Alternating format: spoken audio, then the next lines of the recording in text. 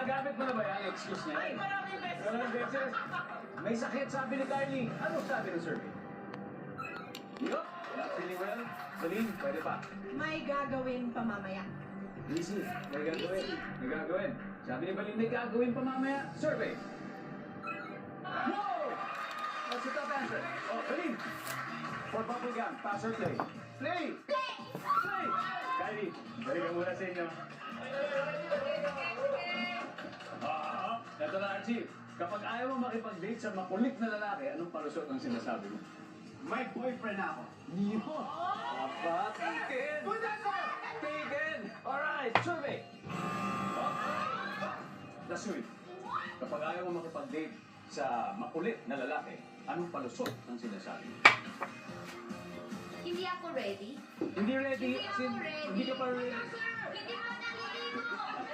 Hindi pa naliligo. Ano ba yung sinabi niyo? Koreano ba? Mga Pinoy? Oh, Pinoy eh.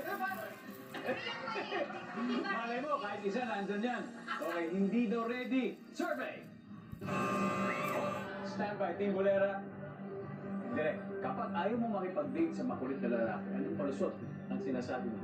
Baka ano, is the time of the month? Meron ako, parang ganun. Meron ako. It's the time of the month, sabi ni Direk. Survey! Wala. Time to steal, Bolera. Chong Joey.